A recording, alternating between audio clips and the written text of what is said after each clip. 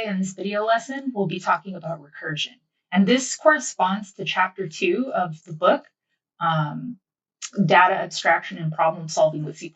Specifically, this one, it corresponds to the 6th edition. So recursion is a problem-solving technique. It is a function that calls itself. So recursion solves a problem by solving a smaller instance of that same problem, by solving a smaller instance of that same problem, and so on until you reach a base case.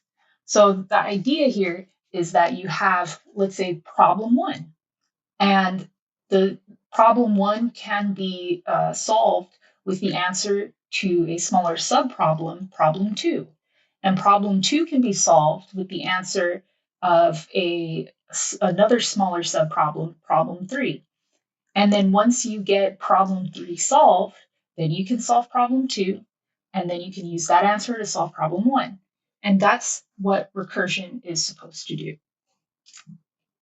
So suppose we're looking for a word in the dictionary, and I want you to imagine that you're looking for the word postulate, and you open the dictionary to the very first page, and you check if the very first word is postulate, and of course it's not going to be postulate, so you look at the next word in the sequence, and the next word, and the next word, and it's going to take you a long time until you get to the P's, and it's inefficient.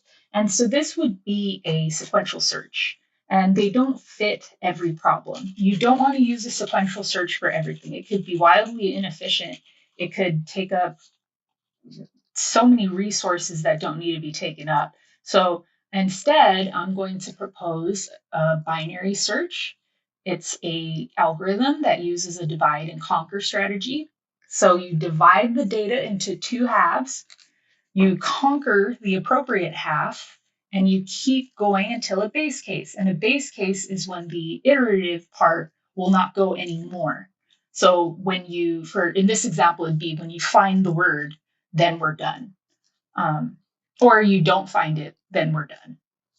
And so in the dictionary problem, you'd open your dictionary in half. So you'd have half of the pages on the right side and half of the pages on the left side. And then you would check, is the word on the left side? No. Is the word somewhere in the right side? And then you'd say, let's say, for example, yes. So then you take all the pages on the right side and you split that in half. So now you have another left side, another right side. And then you ask yourself again, is the word contained in the left side? No. Is the word contained in the right side? And in this idea, we'll say yes. And so you'll go there and then you'll put that in half and you'll keep going in half and half and half and half until you reach the page. And this is just a formal write-up for how to solve the dictionary problem with binary search. So you don't want to use recursive functions for everything. You need to ask yourself some questions before you decide to go with recursion as your problem-solving technique. So you need to figure out if you can define the problem in terms of a smaller problem of the same type. And then the recursive call, does it diminish the size of the problem? And what instance of the problem can serve as a base case? And finally, as the problem size diminishes, will we get to this base case? So those are the questions you want to ask when you decide to, when you are thinking of using a recursive solution. I'm going to propose an idea here. So we have the factorial of n is n times n minus 1 times n minus 2 times, and then eventually we get to 1. And then this is for all integers greater than 0. And the factorial of 0 is just 1. So if you don't know about factorials, this is just it. You just multiply each number descending individually. So if this was 3, then we'd multiply 3 by, and then pretend this is 2, and then the next one will be 1. And that's kind of a factorial. That's what it means. So in this definition, in this write-up, if n is 0, we return 1 because the factorial of 0 is 1. So that's our base case. And then otherwise, we're going to return n times the factorial of n minus 1. And this is the part that's the function that's calling itself. So it goes back here and it checks again.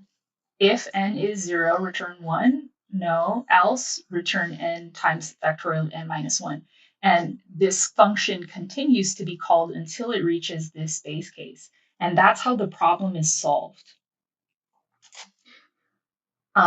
Yeah, so here's an example of the problem we just discussed, except it's illustrated.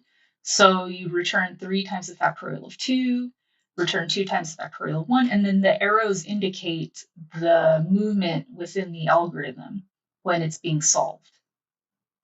Okay.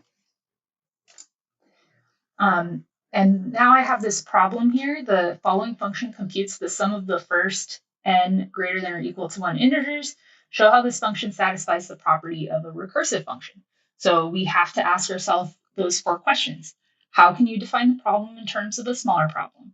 How does each recursive call diminish the size of the problem? What instance of the problem serves as the base case? And as the problem size diminishes, will we eventually reach that base case? So first of all, where would we identify this problem as a smaller problem of the same type? Well, in this example, it's just summing. We're just summing up to a number n. So n plus, and then the function call again. How does each recursive call diminish the size of the problem? Well, that's this n minus 1 part. We eventually are going to reach 0 in sum 0. So we've provided a case where we stop, and then we, or n is 1, we stop, and then we continue if n is not 1. And then the base case is when n is 1. So that's another question answered there. And then as the problem size diminishes, will you reach the base case? Yes, because n will eventually get to 1 if we keep subtracting 1 from n. And so this is an appropriate problem to use recursion with. So that's how you'd figure it out. Box traces are something that are specific to this book. I tried to look for other ways that maybe it's popularized somewhere or used somewhere else, but it doesn't look like it, except the book has them. So, and they're going to be on your quizzes as well. So we'll go ahead and discuss them. They're not too difficult. So what goes in a box trace? The values of the arguments of the argument list, the function of the local variables, and you're going to see them as I'm saying them right here. A placeholder for the value returned by each recursive call from the current box. Label this placeholder, so that's this, and then the value of the function itself, and that's this last line here. So in the factorial problem, when n is 3, so we put any arguments in the top row of the box, and then we've labeled the box with the function name, and then finally at the very end, we're going to put the result of that call. And we keep doing that as n descends from 3 to 1, 0. And this is how to do them. You just draw the box, you put an arrow, you draw another box, you do this with n minus something or n plus, whatever your algorithm is set up to do. And that's pretty much it. You finish solving them. So in this example, you finish solving it, and then once you get your answer, then you can start filling in the left side. So once I got to the end, I got to the base case. Okay, now I can use the answer to n is 0 for this one, and then I can use the answer of n is 1 for n is 2, and then n is 2 to n is 3. And that's what's happening in the illustration. So these are box traces. They're on the quiz, and I guess it's a pretty unique way to interpret a problem. I think that could be useful, especially like for you guys learning how to keep track of things like parameters and the names of your functions and what you're returning, and some other items like this, activation record. But yeah, so that's that. The current invocation of fact completes and returns the call. This is pretty much the end of it. So at the very end, 3 n equals 3 return 6. So that's the very end of the problem. And so the box traces are done here. We're done. We erase these. We're done. Okay, so to use a box trace to write backward the word cat, it's kind of, it's not too hard. We'll go ahead and we'll work on it. So this is a recursive problem. This function here is a recursive function. It's a way to write a string backwards, as indicated by the function name, write backwards as substring length -1. This is pretty easy to understand. I'm pretty sure you guys get it. And if not, just let me know and I'll explain this one a little further, or at least what it's doing. Or I guess I could do that right now, right? I'm already here. So you get the substring of, you're getting a substring of the string, and then you're subtracting the length of the string by 1, and then you're continuing and continuing and continuing until you are done. Length of 0 is the base case, and then you do nothing, and you end it after that. Binary search. Oh, looks like we have a slide, kind of a renegade slide there. Oh, maybe not. So we're going to talk about binary search again. We're going to talk about it more formally this time. So this is more formal than it was last time. See, binary search constant. This is if you wanted to perform a binary search with an array, this is an algorithm to do that. So you indicate the first index, you indicate the item in the last index, and you indicate what the target is. You also put the array, you pass the array as well. And then if the first index is greater than the last index, just -1, the target didn't find the original array. Else, you're going to define what the middle is. So first plus last minus first. And then if the target is an array in the middle, then the index is mid. And it tells us that the target was found at an array and then index mid. Else, if the target is smaller than an array at the middle, then the index that goes in the next function call is going to be binary search an array first mid -1 and target. And then if not, then we pass in the other side. And then we return the index. So that's more formal this time. Box traces of binary search. So we have our parameters. We have the target, we have the first and last indexes, values, and then we have the mathematics performed inside the function to get the midpoint and the evaluation at the end.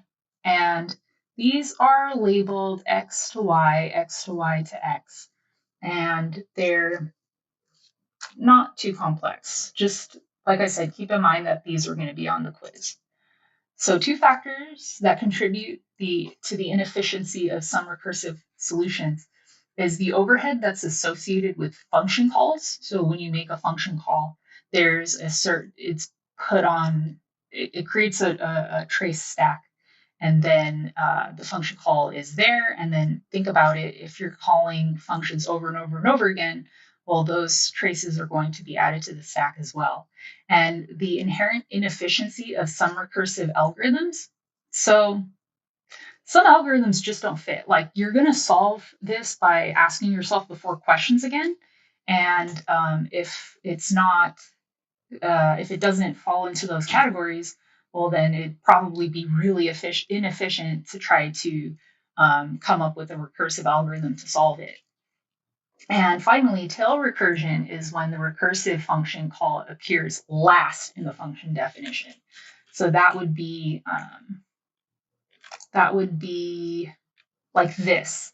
So the function call is in the last part, it appears in the last part of the function. So that's something that we would call tail recursion.